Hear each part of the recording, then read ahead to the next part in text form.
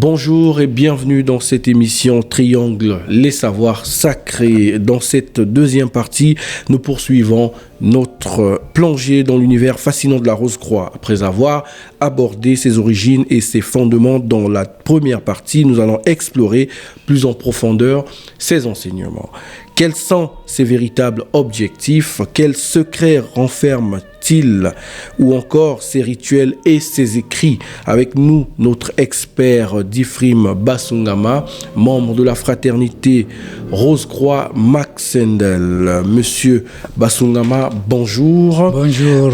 Alors, lors de la première émission, vous avez mis l'accent sur l'apport de Christian Rosenkreuz dans la science, notamment dans sa dimension matérielle en introduisant les valeurs telles que la tolérance, l'acceptation mutuelle. Un rappel par rapport à ce que je viens d'évoquer pour permettre à ceux qui nous prennent de court déjà d'avoir une idée sur le sujet.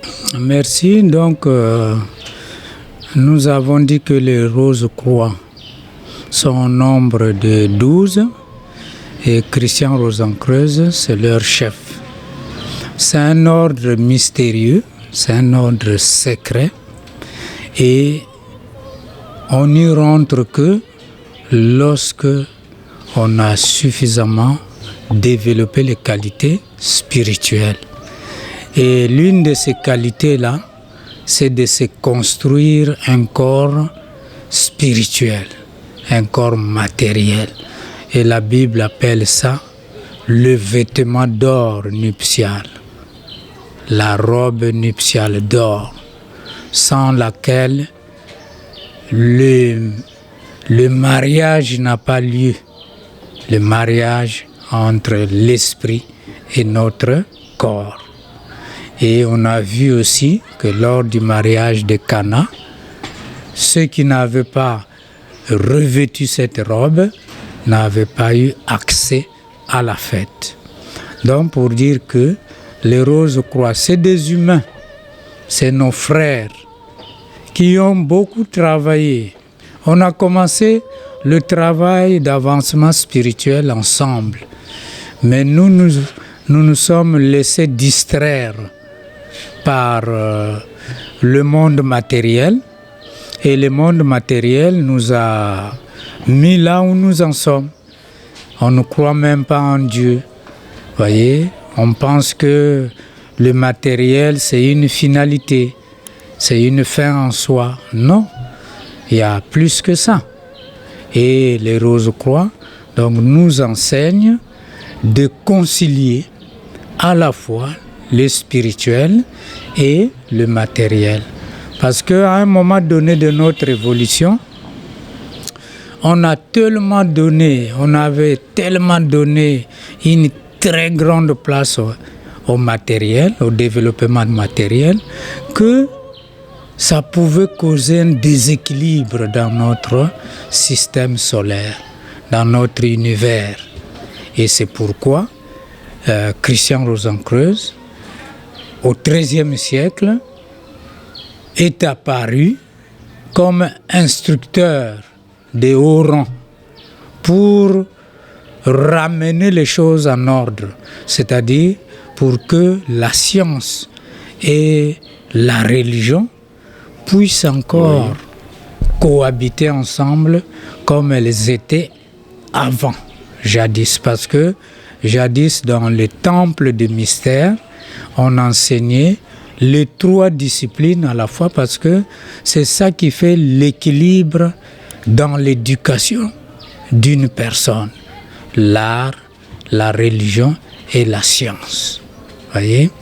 Et Christian Rosenkreuz donc a entrepris depuis le XIIIe siècle, depuis même peut-être un peu plus loin, ce travail-là pour que un jour le trois soit encore unis. Parce que si la religion devient scientifique, on ne parlera plus de miracles, mais on va parler plutôt d'un processus normal qui aboutit au résultat. Voyez, on ne parlera plus en termes de miracles. Quand on comprend qu'est-ce qui se passe, par exemple, pendant la prière. Qu'est-ce qui se passe réellement, voyez? Et si la personne comprend que lorsqu'il récite le Notre Père ou le Je vous salue Marie, que cette récitation nettoie son intérieur, et c'est ce qui justifie que beaucoup des hommes religieux sont beaux à voir, voyez, mais parce que justement, par la répétition des messages bibliques qu'ils lisent régulièrement, cela améliore la qualité de leurs cellules, parce qu'il y a des forces qui rentrent en eux. Et les gens pensent, Jésus a fait, il m'a donné l'onction. Donc voilà. Non, c'est le fait que tu répètes ces choses-là régulièrement, ça te nettoie tes éthers inférieurs. C'est ça la magie qui rentre en jeu. Et le pasteur devient beau à voir. Le prêtre devient beau à voir. Les sœurs religieuses sont belles à voir. C'est ça. Donc, quand l'homme de science commence à intégrer les valeurs religieuses dans ses recherches, alors la science devient religieuse aussi. Donc, ça devient un outil de développement qui ne va plus poser des déséquilibres dans le monde. Mais c'est un outil qui concourt à l'amélioration des conditions de vie. Or, maintenant, ce n'est pas le cas.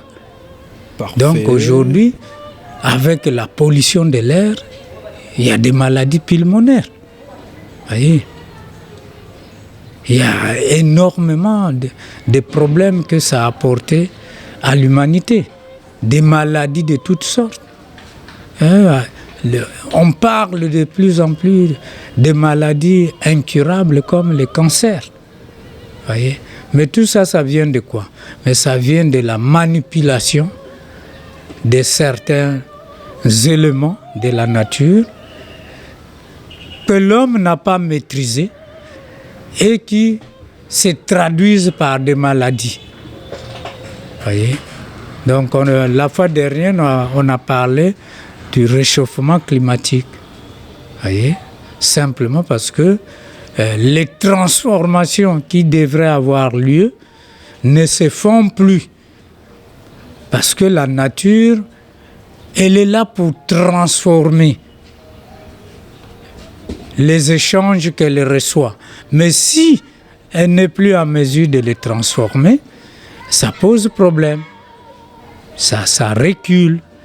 Et c'est ce que nous sommes en train d'apprendre dans l'ordre de Rose-Croix, que réellement la science, la religion doivent s'unir comme elles étaient au départ pour que l'équilibre revienne dans le monde, mais tout cela réuni dans une beauté. Et c'est ça le rôle de l'art, nous apporter la beauté. Et quand quelque chose est beau, on l'admire.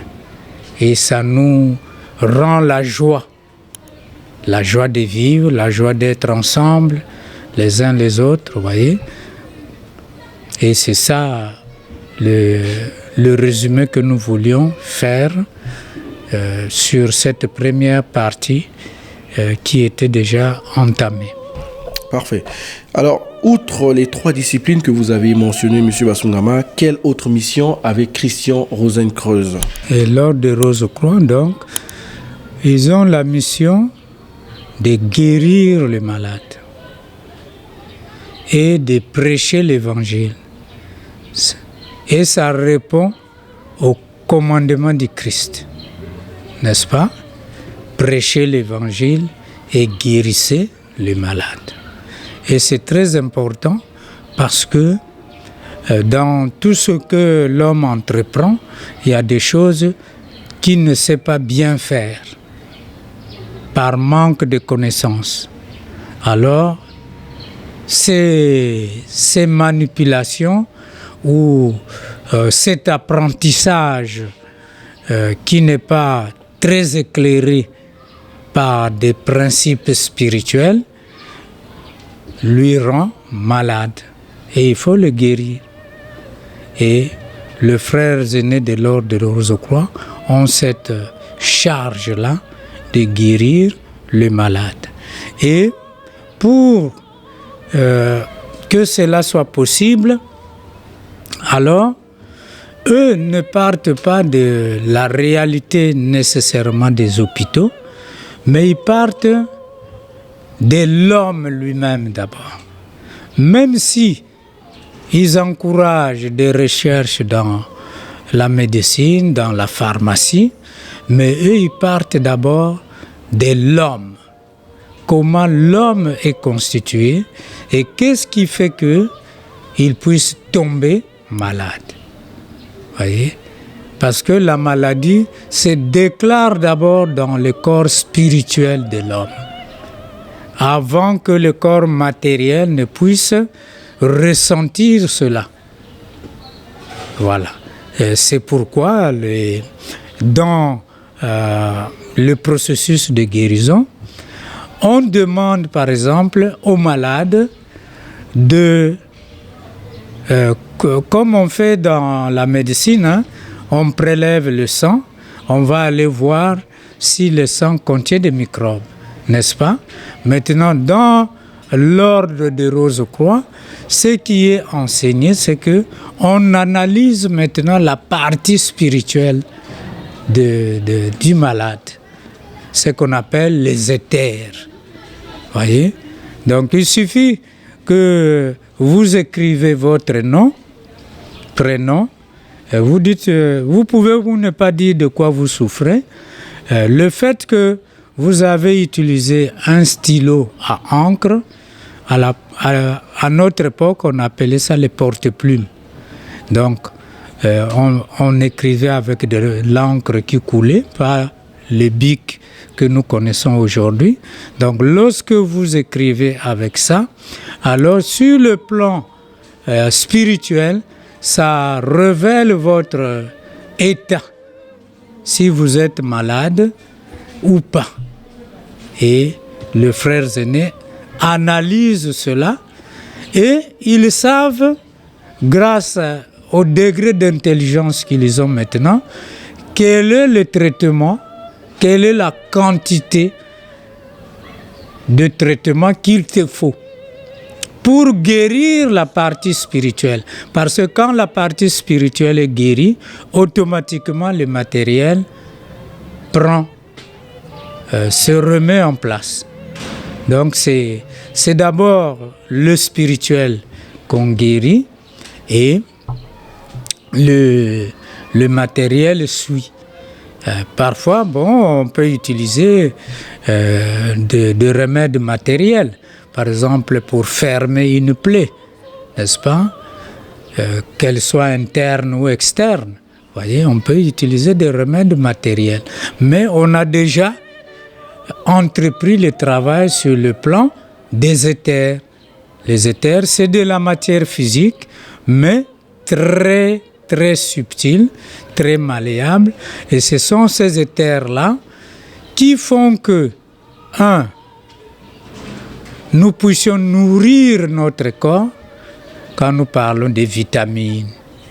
Vous voyez, nous parlons de tout ce qui est important pour la croissance de l'enfant. Vous voyez, et ce sont les éthers qui sélectionnent ça. Voyez, et qui intègrent ça dans le corps.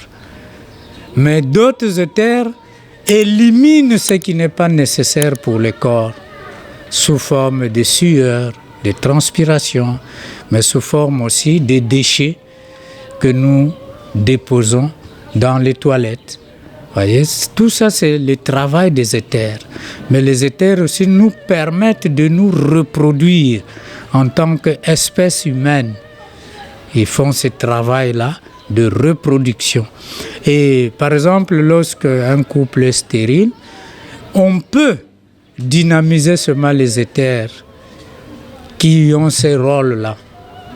Et le couple peut revenir à l'état de fécondité, que ce soit l'homme ou la femme qui est concernée, grâce aux éthers. Parce que les éthers ont cette propriété-là d'obéir à la parole selon le message qui est véhiculé. Donc quand vous dites au nom de Jésus, je sanctifie ces éthers, je le purifie, je le bénis, les éthers sont en train de prendre la forme qu'il faut. Et maintenant, il faut que vous, l'opérateur ou l'acteur, vous puissiez vivre dans la pureté, dans le service à autrui, dans l'amour, pour que vous puissiez sensibiliser ces éthers-là. Voyez? Puisque Jésus vous le permet, alors vous, en tant qu'acteur, votre voix doit porter pour mouvoir ces éthers-là. Et c'est ça que nous appelons miracle. Mais en réalité, il n'y a pas de miracle. Il faut seulement comprendre que c'est lui qui vit dans la pureté, qui vit dans le service à autrui, qui le rend avec joie et qui vit avec amour. Donc il n'a plus de division en lui, plus de haine, plus de colère, plus de jalousie, mais il prend tout le monde comme son frère, comme sa sœur, comme un ami, tout en se protégeant bien sûr. Il ne se laisse pas faire par des gens de mauvaises intentions, mais il sait très bien qu'il peut le côtoyer sans qu'il ne soit victime de quoi que ce soit. Alors il peut sensibiliser les éthers et les choses se concrétisent facilement. Parce qu'il y a un éther qui garde la mémoire. La mémoire. Et cet éther-là a la capacité d'aller puiser des réponses là où elles se trouvent dans le plan supérieur. Vous voyez, cet éther-là. Et ça revient sous forme de souvenirs, ça revient sous forme intuitive, c'est-à-dire vous avez des réponses. Ça dépend, hein. Il y a des gens, par exemple, quand ils se réveillent, il a les réponses aux problèmes qui se sont posés hier, ou il y a quelques jours, ou il y a quelques années. Il a des réponses toutes faites, sans avoir à réfléchir. Mais ça, c'est le travail des éthers. Donc, vous voyez très bien que la guérison touche d'abord la partie supérieure de l'être. Et les autres parties peuvent suivre, soit en leur donnant des remèdes matériels, soit en continuant à leur donner des remèdes spirituels. Mais le matériel et le spirituel vont ensemble. Et donc, comme vous le savez, cette émission a toujours été co-présentée par Hervé Nzongo, qui est avec moi sur le plateau ici. Alors, je passe la parole à Hervé Nzongo. Merci pour la parole, Ariel Gildas et Jimmy Gatier. J'ai un bon nombre de questions qui me traversent l'esprit, que je vais les poser d'une façon ordonnée. Alors, comme on l'avait dit, une deuxième partie de cette émission devrait venir.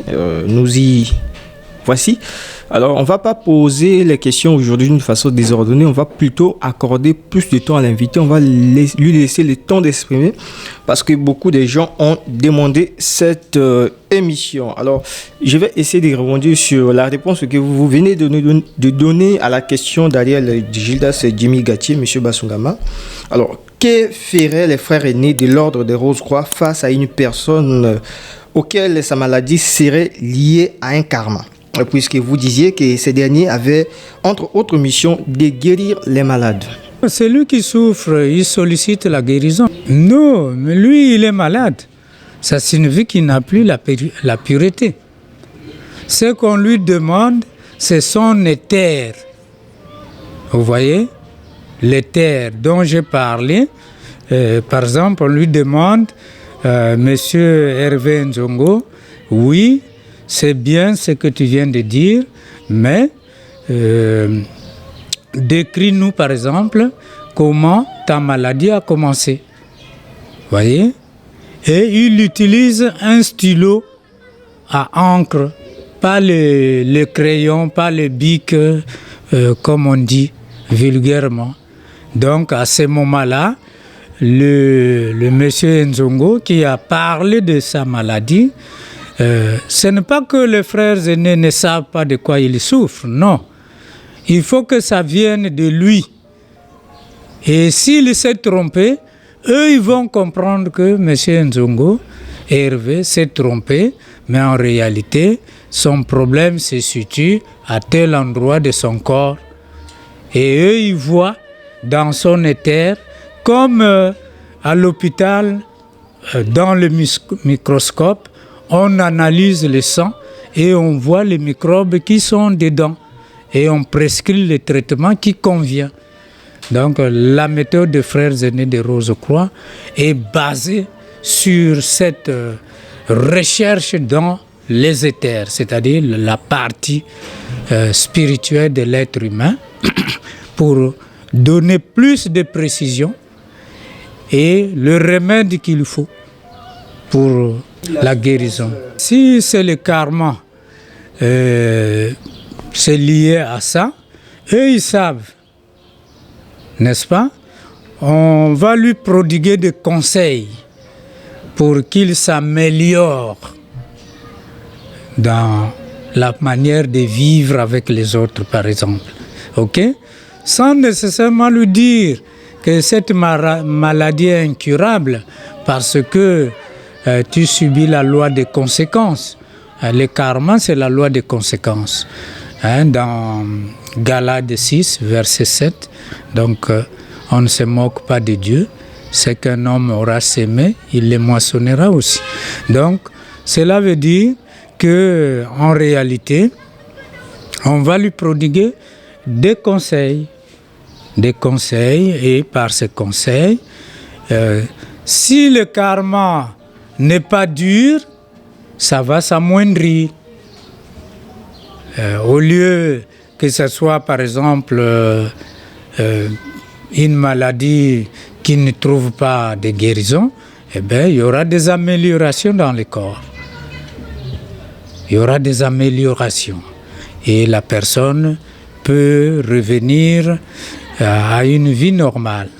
Mais il y a ce qu'on appelle des destinées mûres qui sont toujours, comme on dit, on doit vivre cela pour prendre conscience que vivre avec la colère, avec la jalousie, avec la haine, l'orgueil, l'égoïsme, tout ça, ça peut conduire à appauvrir notre sang, à détruire la qualité de notre sang. Et quand nous tombons malades à cause de notre comportement, n'est-ce pas, nous devons payer le résultat de ces mauvais comportements-là. Voilà. Et donc, je disais que ce karma peut être vécu de manière forte et mais on donne toujours des conseils pour que la personne s'améliore, qu'elle comprenne que vivre dans l'égoïsme, c'est vraiment monstrueux. L'égoïsme, c'est un monstre. Or, un monstre a toujours deux têtes. Donc, vous ne savez pas finalement c'est qui. Et quand on vit dans l'égoïsme, on devient comme un monstre. Donc, il faut se débarrasser de l'égoïsme sous toutes ses formes.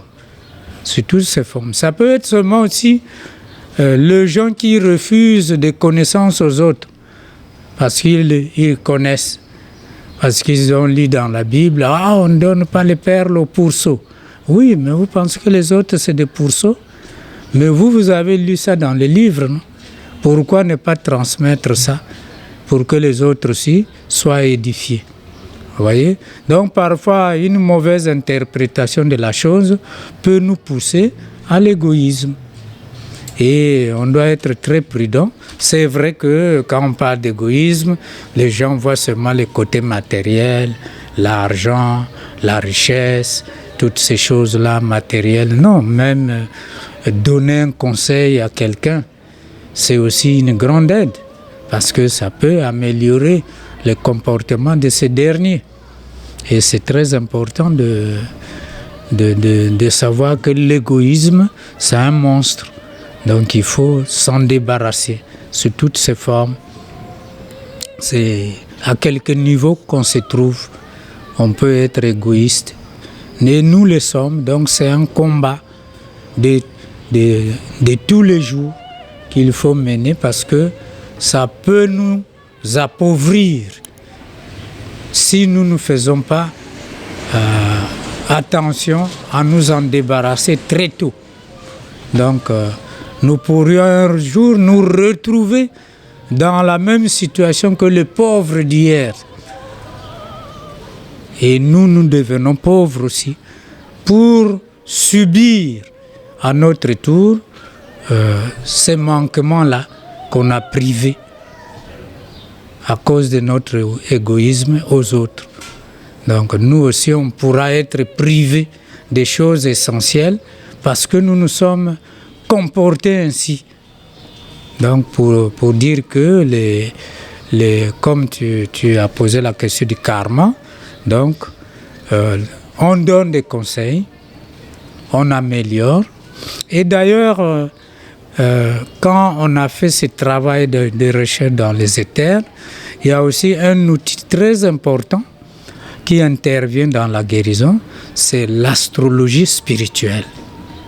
Vous voyez, Hervé Nzongo, beaucoup d'hommes de Dieu ont mis dans leur tête que la Bible interdit l'astrologie. Vous voyez, non? Parce qu'ils ont lu un verset biblique qui interdit cela. Et finalement, ils croient que Dieu peut se contredire. Mais Dieu ne peut pas se contredire. L'astrologie, c'est ça qui nous fait vivre. Le soleil est en train de briller. La lune va d'un moment à l'autre briller aussi. Les étoiles tout autour. Et les autres planètes que nous connaissons par le biais de la science. On les observe.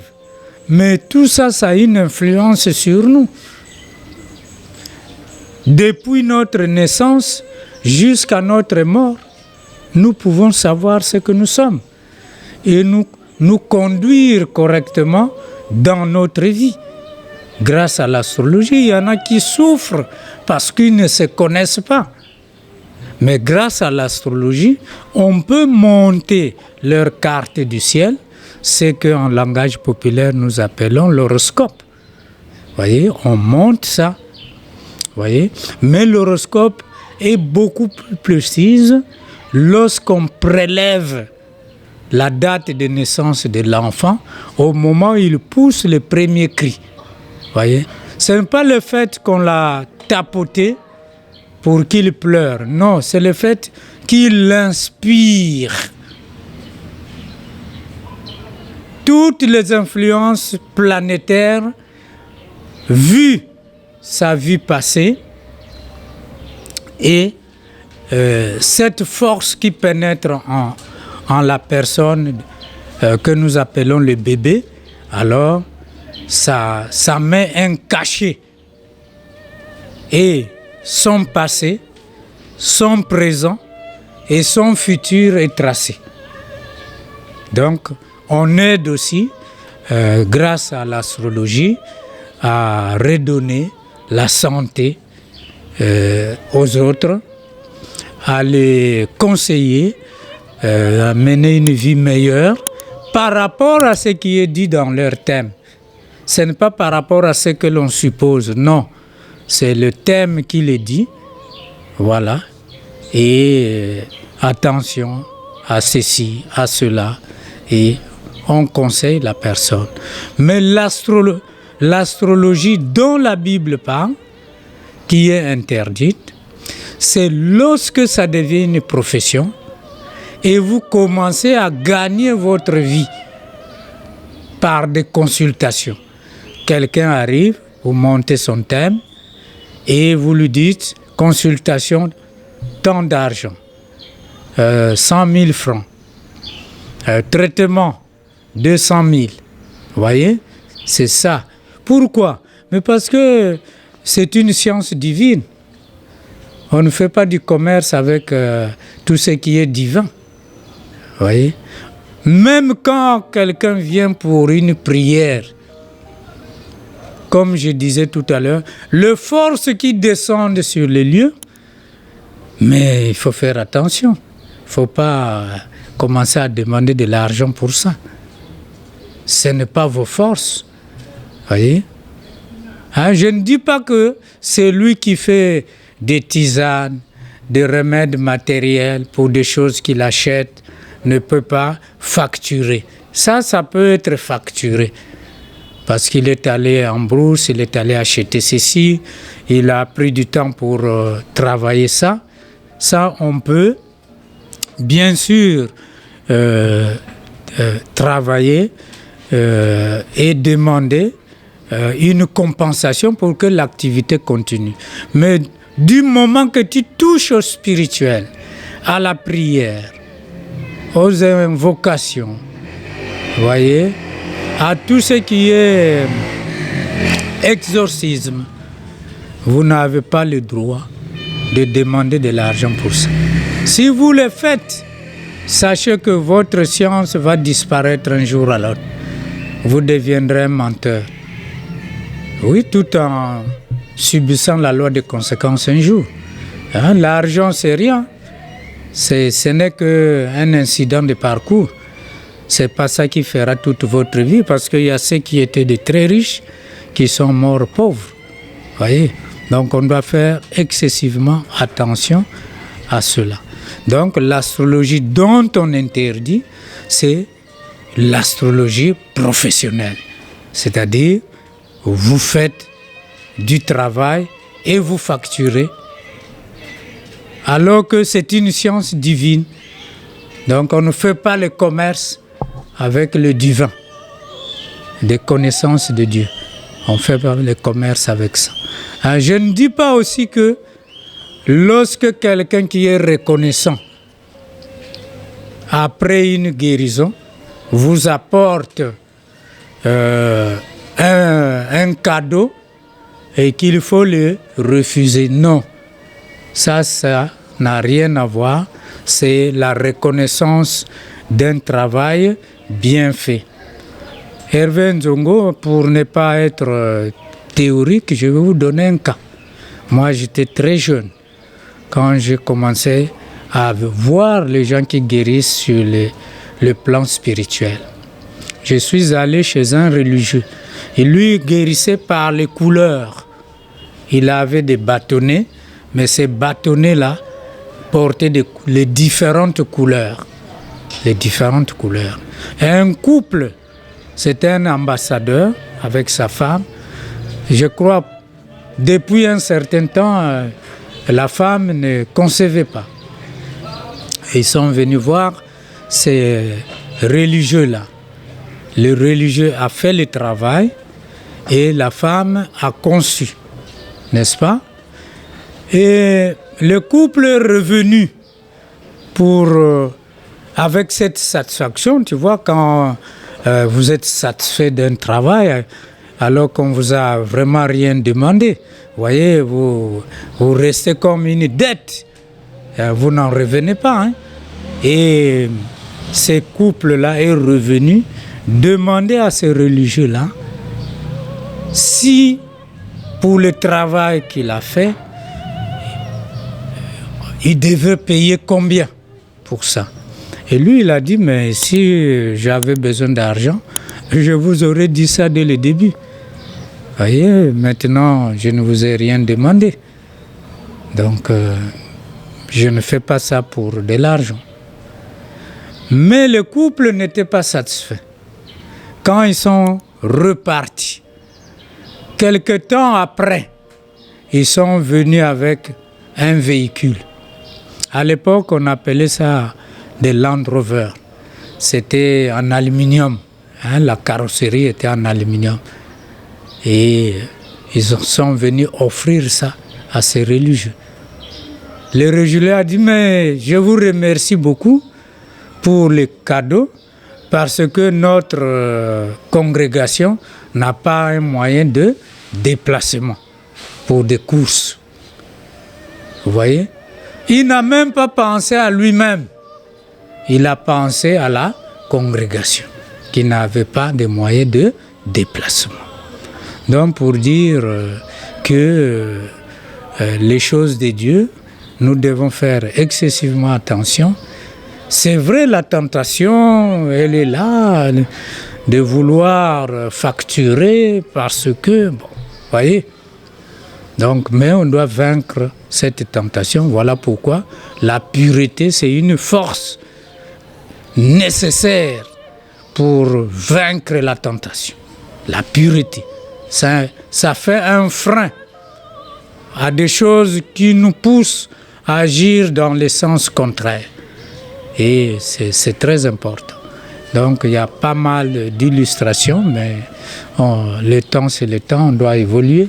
Alors, tout en restant sur cet ordre d'idées, lors de la première partie de cette émission, vous avez évoqué que Christian Rosencreuz travaillait avec les alchimistes. Alors, ce qui nous pousse à vous poser cette question, la question notamment de savoir quel lien existerait-il entre la Rose-Croix et d'autres mouvements ésotériques, en l'occurrence l'alchimie dont je viens de mentionner, la Kabbale et l'hermétisme. Le tout converge vers la divinité. C'est ça.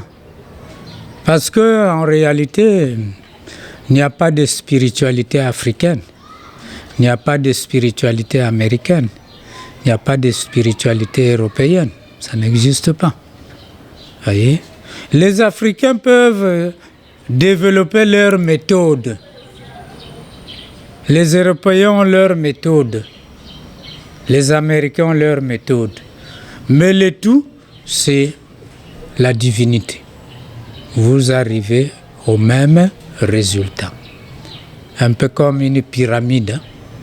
Quel que soit le nombre de côtés, vous n'avez qu'un seul sommet. Et ça fait un point.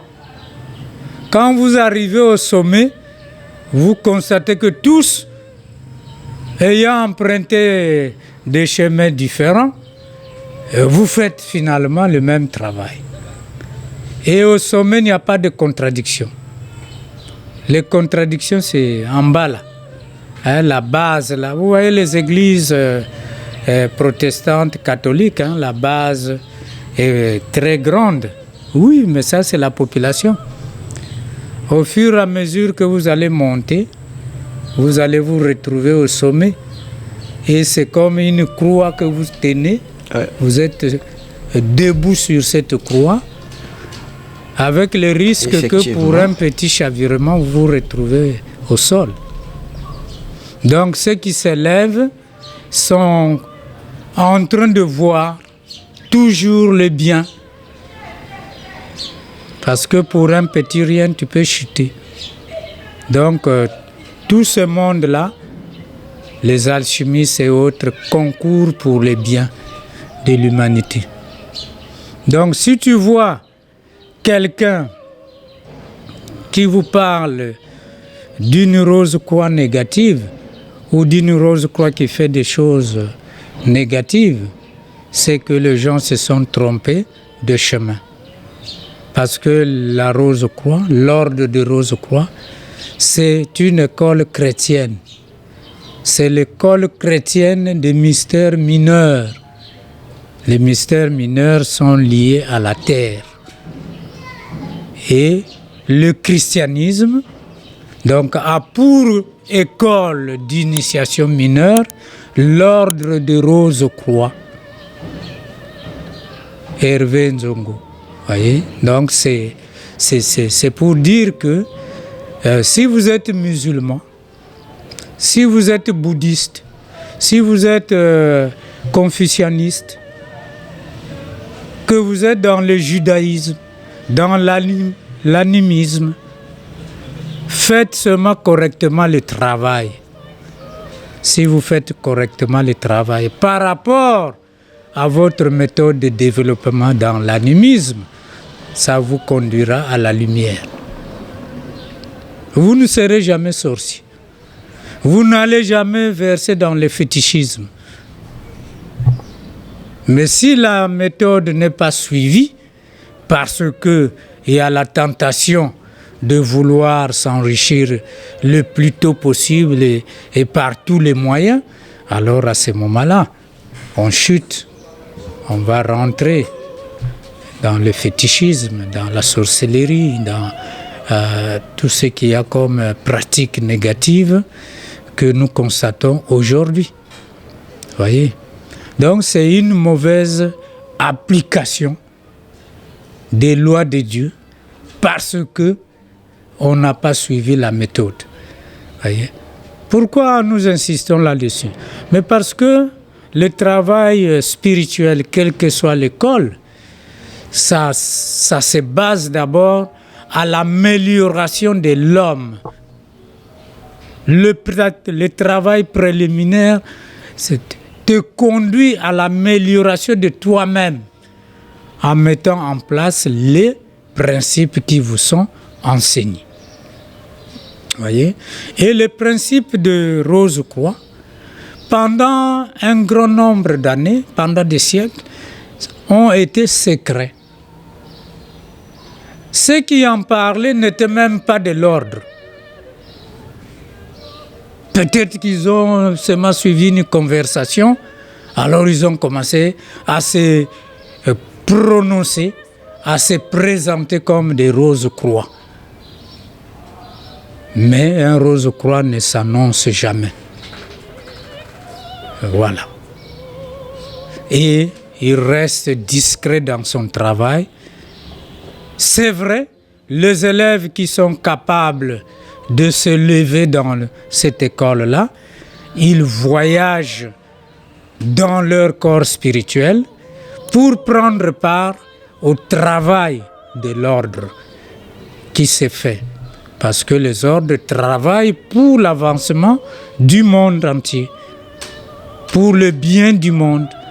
Donc, la fausse croyance qui a été entretenue que les rosicruciens, tout ça, ils font des sacrifices, ça sont des fausses croyances. C'est des déviations, c'est de la désinformation pour privilégier ceux qui sont dans le noir, dans la négativité. Parce que les sorciers, quand vous parlez du mal de la Rose-Croix, et ils vous applaudissent, parce qu'ils vont vous récupérer. Voyez? Mais le jour où vous commencez à mettre en pratique les principes d'amour, de service et de pureté que le Rose-Croix enseigne, mais vous devenez de plus en plus meilleur. Vous allez constater par vous-même que vous n'avez plus de clients, vous n'avez plus de tribus, vous n'avez plus de pays, vous n'avez plus de continent.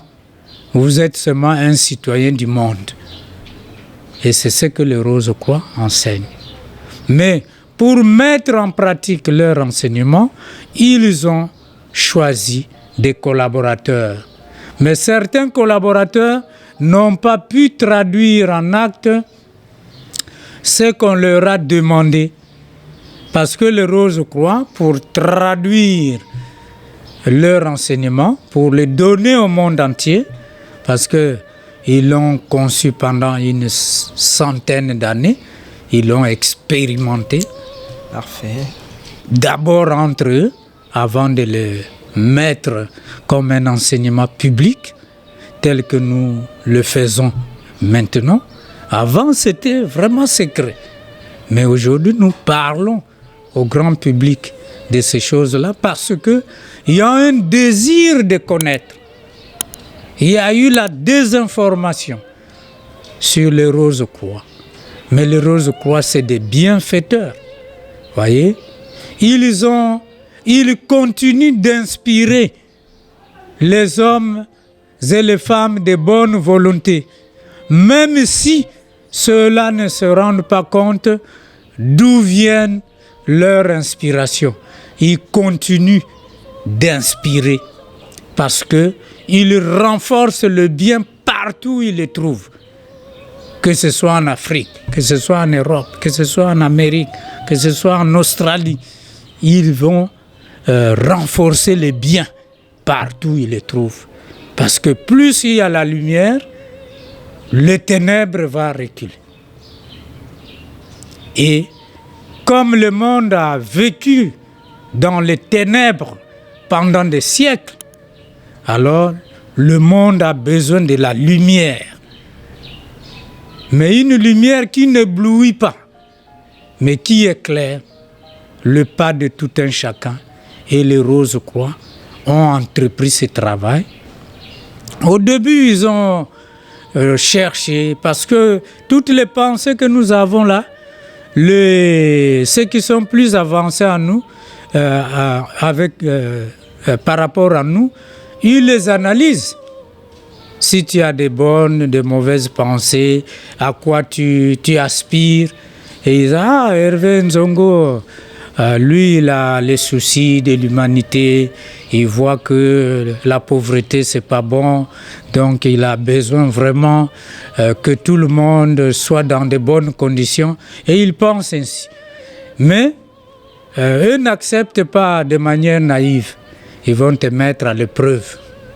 Et beaucoup d'entre eux qui présentaient ces images-là des bienfaiteurs ou des gens souciés pour le bien de l'humanité ont été testés. Le frère aîné qui est venu a dit, mais nous voulons bien t'aider à répandre notre enseignement, mais tu le gardes pour toi. Tu le gardes pour toi. Et c'est bien que tu le gardes pour toi. Et beaucoup sont tombés dans ce piège-là que nous avons dit l'égoïsme. Et ils ont été écartés. Parce que les frères aînés n'ont pas un enseignement pour garder pour un individu. Vous voyez? Et ils sont tombés sur un Danois, quelqu'un du Danemark. Lui aussi, il était très soucieux à la cause de l'humanité. Pourquoi la pauvreté? Pourquoi la mort? Pourquoi les guerres? Est-ce que ça ne peut pas finir un jour? Il pensait à ça. Et un des frères aînés est apparu. Et comme je disais, ils ont un corps matériel. Ils vivent comme nous. Et ils ont dit, mais monsieur, nous avons senti que tu as vraiment les soucis de l'humanité. Nous, on a un enseignement qui peut résoudre ces problèmes-là. Est-ce que vous êtes prêts à les recevoir? Oui, mais je n'attends que ça, moi. Je n'attends que quelque chose qui puisse vraiment servir à l'homme, sinon à l'humanité tout entière. Et le frère a dit, oui, mais nous voulons que tu gardes ça pour toi. Et lui, il a dit, non, moi, je ne cherche pas quelque chose à garder pour moi. Et désolé, vraiment, je suis désolé, excusez-moi, mais c'est pas ça que je cherche.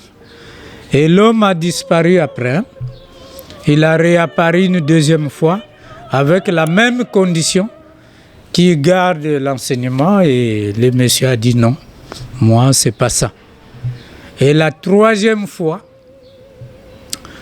le monsieur était même fâché.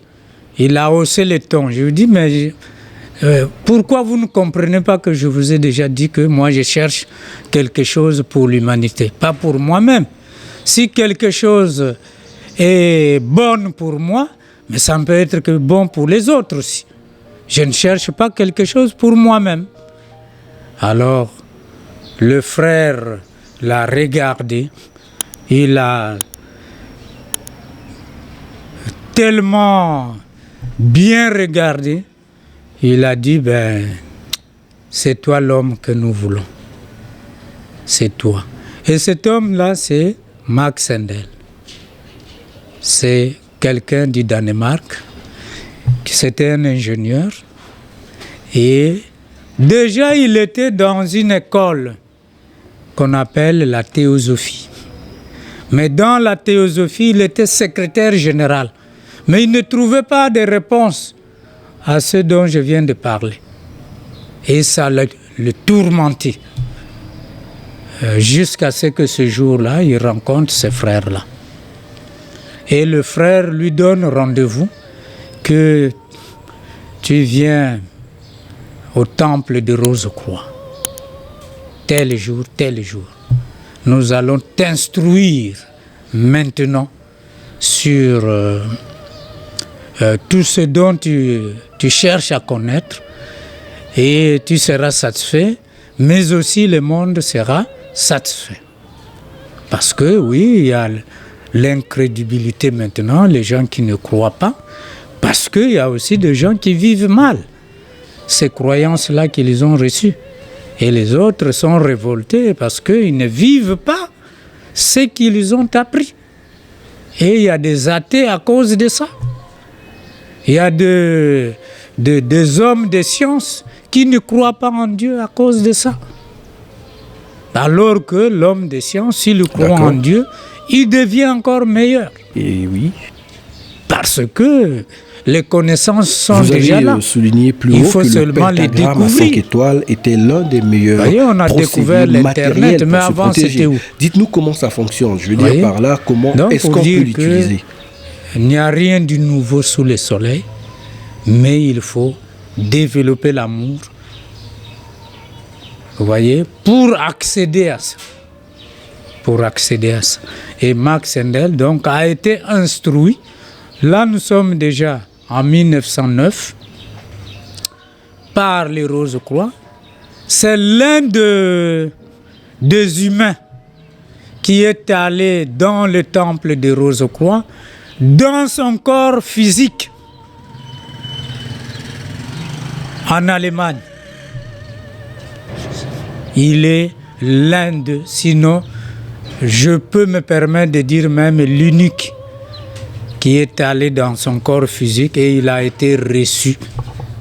Et il a reçu l'instruction pour écrire le livre qu'on appelle Cosmogonie des Rose-Croix, qui est le livre élémentaire de l'ésotérisme chrétien.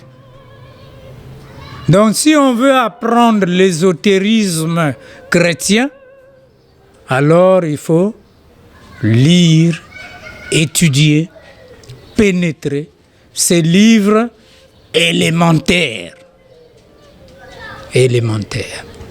qui a le rôle de nous donner le début de notre développement en tant qu'esprit, comment on a commencé, et là où nous en sommes aujourd'hui, et là où nous en serons demain.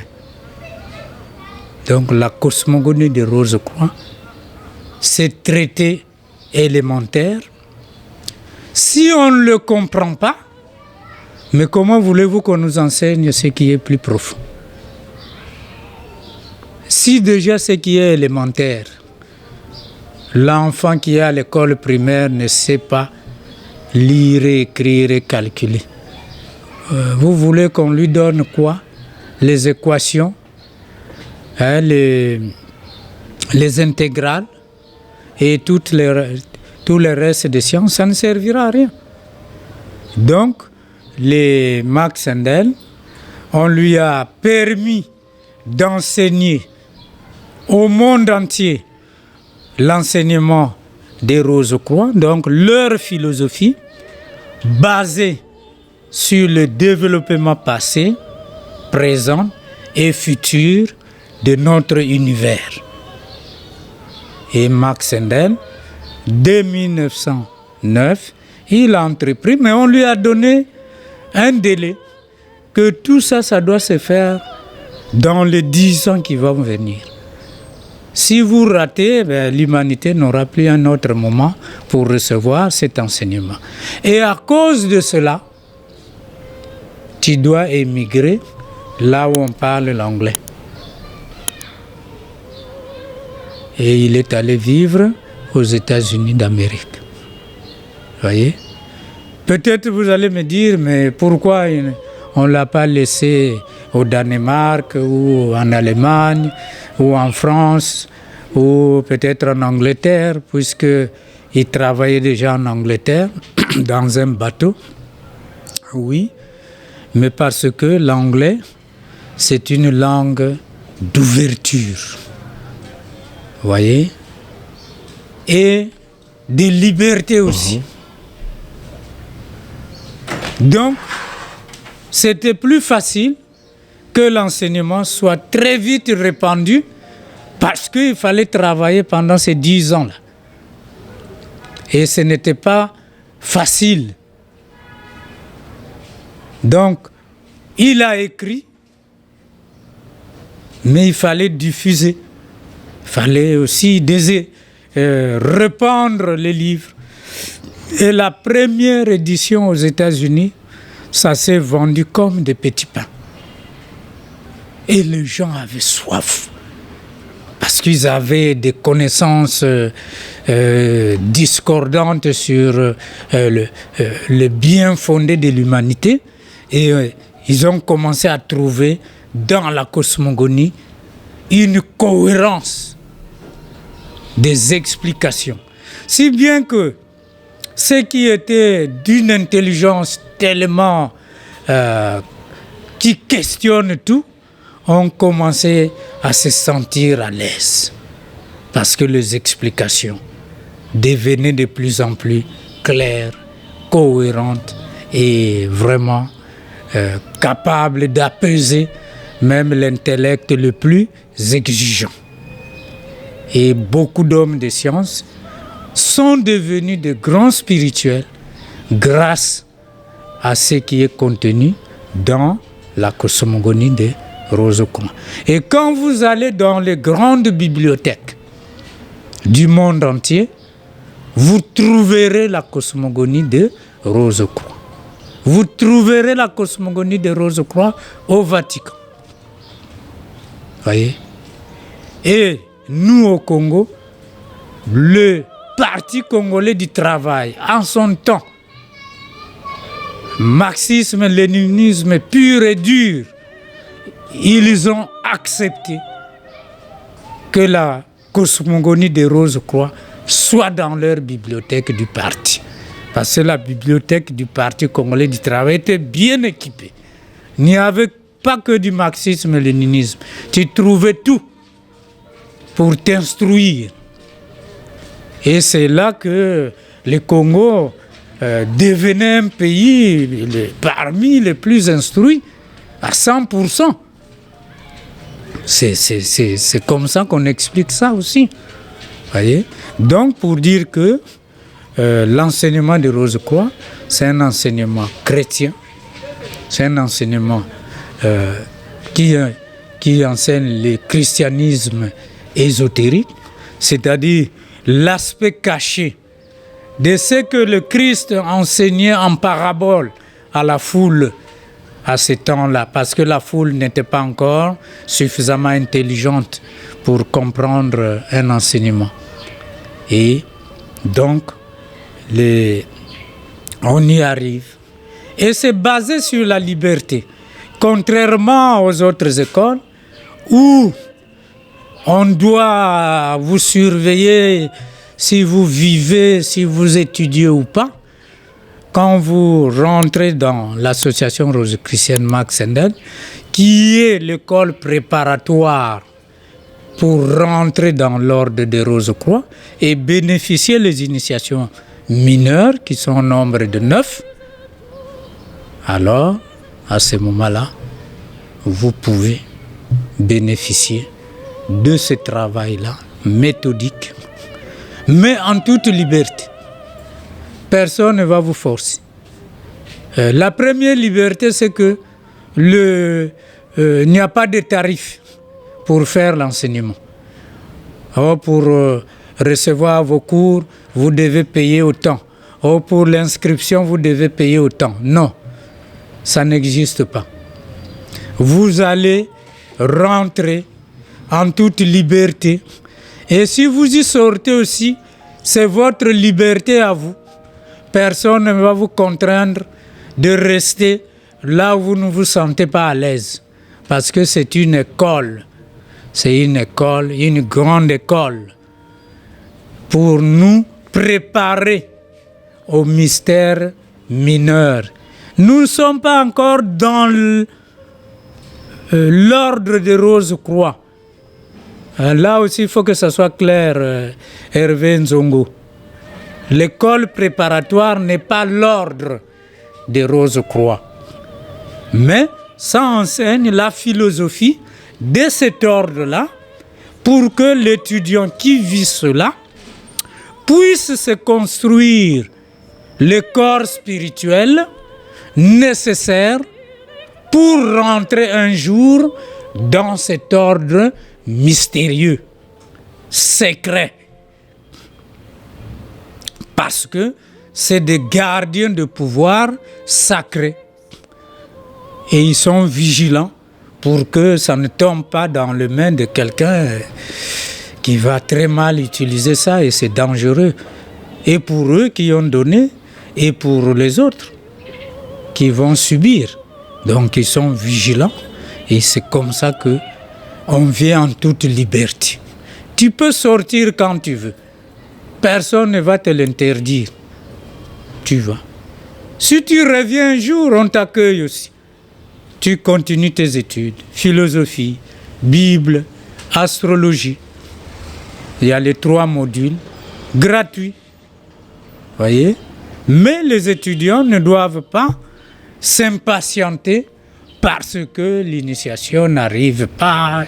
Je suis là depuis 30 ans, je suis là depuis 20 ans, 10 ans sont passés, alors on devient impatient. Non, on ne doit pas faire comme les bébés, l'enfant qui plante une graine et qui va constamment gratter pour voir si la graine pousse. Mais à ce moment-là, la graine va mourir. Voyez? Laissez la graine germer. Quand elle sera à la surface de la terre, mais tout le monde la verra. D'accord. Cette graine-là. Et l'instructeur qui suit vos pas sera attiré par la luminosité de votre robe nuptiale d'or que vous avez tissée par une vue pure pendant des années et des années. Mais attention, l'instructeur Hervé Nzongo ne va pas instruire un élève. Là aussi, on doit faire très attention. Tant que vous n'êtes pas suffisamment nombreux, vous attendez, même si vous êtes prêts dans votre développement. Mais vous ne le sentez pas parce que vous n'êtes pas encore instruit. On ne vous a pas révélé encore ce que vous avez, comme on dit, appris. Hein, les modifications qui sont intervenues tout au long du processus de préparation, vous ne les sentez pas toujours. C'est ça qui fait l'impatience dans les écoles spirituelles, et les gens quittent pour aller créer des pseudo-écoles. Mais ils n'ont pas la clé de l'initiation. Hervé Nzongo. C'est là où il faut être vigilant. Voyez?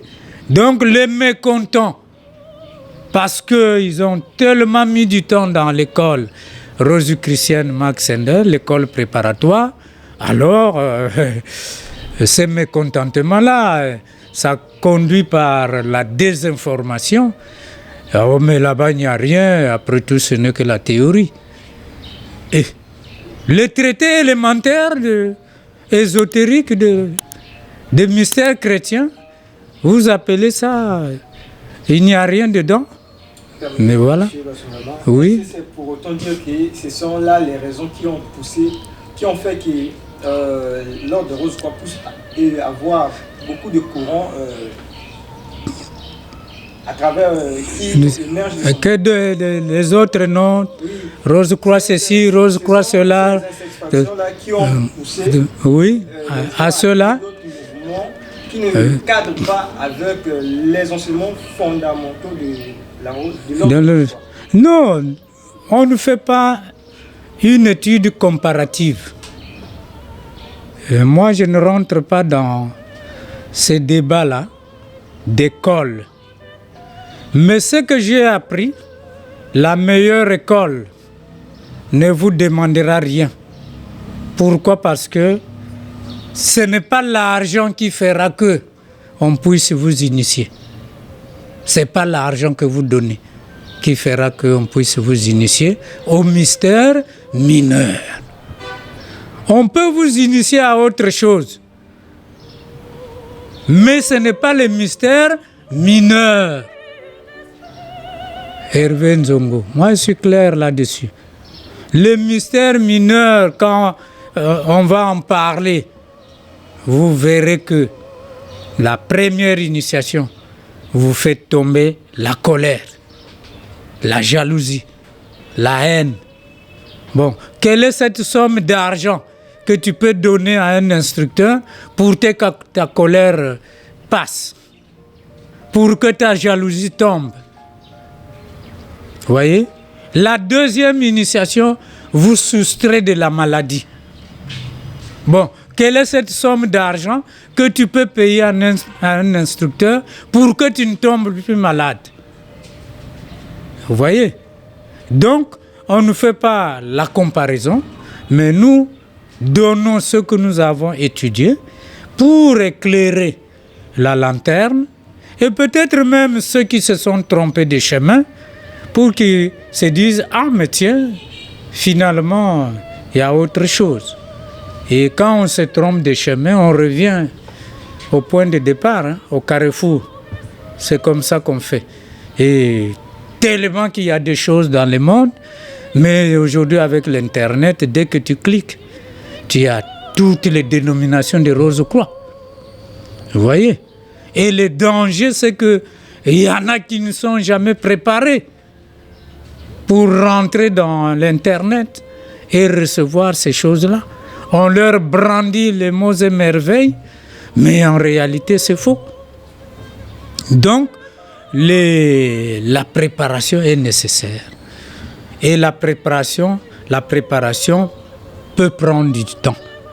Selon notre antériorité, Max Endel n'a fait que 10 ans.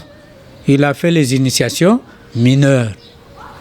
Mais attention, nous qui parlons là, nous en sommes peut-être à notre 30e année, mais on attend encore. Hein, merci. Avec la peur que bientôt on va partir de l'autre côté sans avoir été initié. Vous voyez? Mais on est patient. Une patience éclairée par l'enseignement, par les expériences que nous vivons et par l'aide que nous donnons aux autres. Une aide qui les sauve de l'ignorance, de beaucoup de choses. Et nous, ça nous rassure de continuer à travailler d'arrache-pied pour que un jour, nous aussi, on puisse voir l'étoile de Bethléem comme à Noël. Nous aurons aussi notre Noël. Nous verrons l'étoile de Bethléem. Ça viendra. Il faut être patient et ne pas maudire l'école, ne pas quitter simplement parce qu'on n'a pas été initié. Mais ce qu'on a déjà reçu, on ne peut pas capitaliser ça pour devenir meilleur. Ce n'est qu'à l'initiation qu'on deviendra meilleur. Voyez, on a déjà reçu beaucoup d'enseignements qu'on peut capitaliser et devenir meilleur sans être initié. Voyez. Et parfois même, on le vit déjà sans le savoir. Mais à cause de notre impatience, on jette et le bébé et l'eau du bain. On jette. Et après, on regrette que des gens vont venir maintenant nous enseigner des choses farfelues parce que nous avons les côtés financiers qui pèsent. Ils vont nous exploiter suffisamment. Mais attention, quand on a été dans la lumière et qu'on revient au point de départ, ça je le dis Hervé Nzongo, hein, le gens que tu dérangeais, entre guillemets, dans tes prières, qui éclairaient tous les quartiers ou toute la ville, parce que les sorciers ne peuvent pas sortir quand toi tu pries, il y a trop de lumière, mais ils vont venir s'occuper de toi. Et ils ne vont pas t'aménager. C'est pourquoi beaucoup de gens qui étaient dans la lumière sont tombés gravement malades et ils sont partis précipitamment. Voyez, alors qu'ils étaient dans les enseignements valables. Moi, quand je dis les enseignements valables, c'est-à-dire que sur terre, il y a 7 écoles des mystères mineurs et 5 écoles des mystères majeurs. Les mystères mineurs, on les trouve dans les 7 grands courants religieux. Chers amis téléspectateurs, les 7 grands courants religieux, l'animisme, le bouddhisme, le judaïsme, le christianisme, l'islam, le confucianisme et le taoïsme. J'en ai compté 7. Voyez? On trouve ces mystères mineurs-là liés à l'Ancien Testament. Au livre de la Genèse, on les trouve partout là. N'est-ce pas? Mais ça ne suffit pas à l'homme de se libérer de la loi de l'alternance des saisons, du jour et de la nuit, de la richesse et de la pauvreté, du temps et de l'espace. Vous voyez, pour aller à nos maisons, il faut que nous empruntons un bus, une voiture, si nous en avons les moyens. Vous voyez?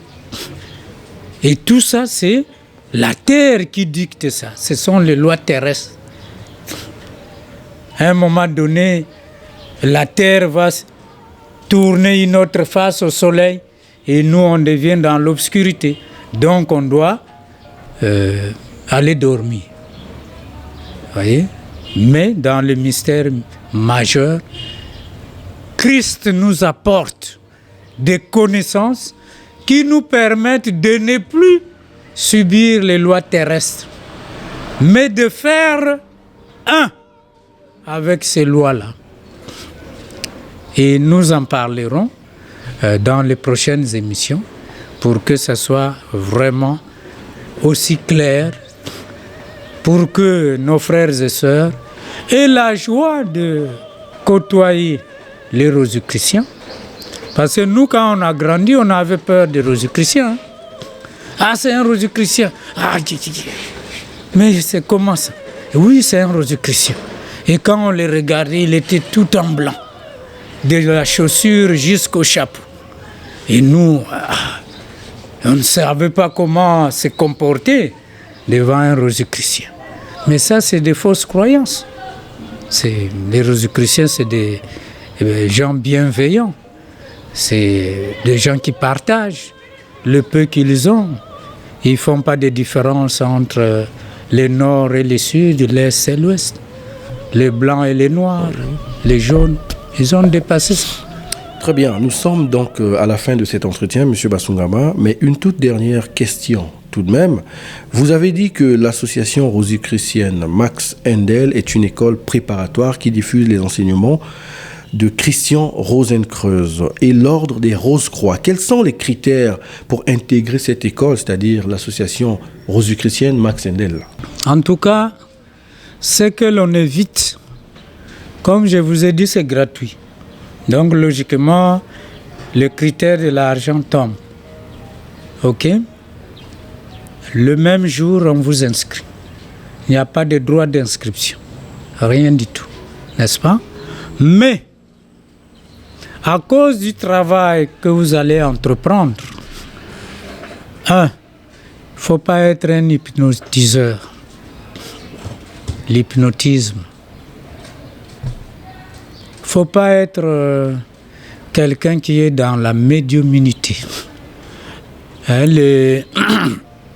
Pour le peu de temps que j'ai mis dans la diffusion des enseignements dans les médias, il y a des gens que j'ai rencontrés qui se proclament médiums. Voyez? Mais c'est une mauvaise voie. Voyez? Oui. Le médium, c'est celui-là qui abandonne son corps aux esprits qui ne contrôlent même pas et qui viennent lui dicter des choses qu'il doit dire parce qu'il y a des gens qui sont venus en consultation chez lui. Mais la conséquence, c'est quoi? Ces esprits-là finissent par s'installer chez lui et en lui et à vie. Vous voyez? Donc, quand bien même sur le plan matériel, ça vous aurait apporté de l'argent, et je ne sais quoi encore qui puisse vous amener à cette route dangereuse, mais votre vie est retardée. Pourquoi? Mais parce que le jour où vous quittez cette terre, ces esprits-là vous récupèrent. Et vous n'avez même pas le temps d'aller là où on commence à aller dans l'au-delà. Ils vous récupèrent, ils font ce qu'ils veulent de vous. S'ils doivent aller ensorceler quelqu'un, c'est toi qu'on envoie comme image. Et on dit, c'est lui qui me fait ça. Mais non, parfois c'est pas lui. Donc pour dire qu'on doit faire excessivement attention. Ceux qui pratiquent la magie noire n'ont pas de place dans l'association rosicrucienne, Max Sendel. Donc c'est ça. Mais on le dit pour que ceux qui sont dedans sachent que s'ils le font, alors ils doivent arrêter ça s'ils veulent rentrer dans l'association rosicrucienne Max Sendel. Parce qu'en réalité, à l'inscription, on ne va pas vous demander si vous êtes médium, si vous êtes magicien noir, si vous êtes celui qui fait l'hypnotisme. Hein? Les hypnotiseurs, ils travaillent sur la volonté d'autrui. Parfait. Donc, c'est vrai, ils peuvent guérir quelqu'un qui est malade par l'hypnotisme, n'est-ce pas? Mais pas par la volonté du malade. Ils extraient la maladie, la personne est guérie, mais malheureusement, n'ayant pas sollicité sa volonté, cette personne peut encore tomber malade dans sa prochaine vie, dans sa prochaine incarnation.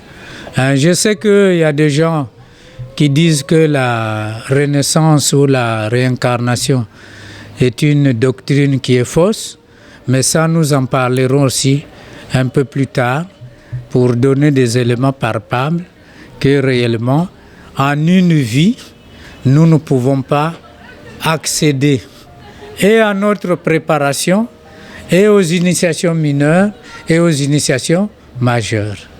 Vous voyez? L'expérience nous le montre.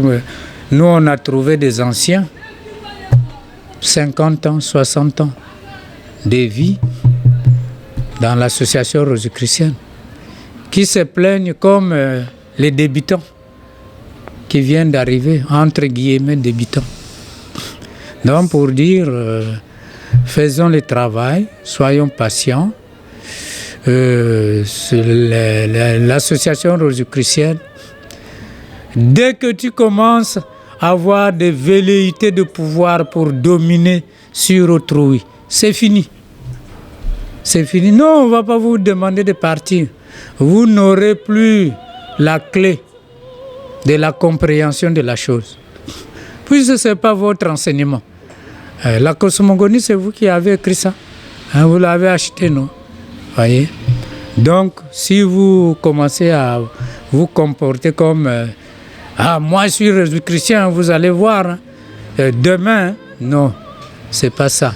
C'est fait pour aider, c'est fait pour rendre les gens utiles, pour qu'ils deviennent responsables d'eux-mêmes et serviables, bienveillants et respectueux des autres. Alors, nous sommes à la fin de cette émission. Monsieur Bassongaba, je vous invite à dire votre dernier mot pour ce chapitre et aussi vos coordonnées téléphoniques. Merci encore. Une occasion de plus pour parler des choses qui ont été cachées depuis belle lurette, depuis très longtemps, qui font même peur encore dans beaucoup de foyers. Les gens sont divisés à cause de ça. Mais, chers frères, chères sœurs, chers amis, chers de vérité, la Rose-Croix n'est là que pour faire du bien, pour enseigner la voie la plus courte et la plus joyeuse qui mène à Dieu, c'est le service aimant et désintéressé qu'on peut rendre à autrui. Nous ne faisons que répéter, sinon rappeler des choses très anciennes, mais sous une forme moderne. C'est ça que nous venons vous répéter. On n'a rien inventé. Ce n'est pas nouveau, c'est très ancien. Donc prenons la voie du développement spirituel. Merci pour votre aimable attention. Nous sommes au 06 664 86 87. Pour ceux qui sont à l'étranger, faites le plus 242 pour avoir le Congo-Brazzaville. Je vous en remercie. Alors, ainsi s'achève cette émission. En explorant les enseignements, les symboles et les mystères de la Rose-Croix, nous avons découvert une quête spirituelle et philosophique qui traverse le temps. Au-delà des légendes, cette fraternité continue d'interroger et d'inspirer par sa vision unique de l'existence et sa recherche de la vérité. Merci à tous ceux qui nous ont suivis. Au revoir.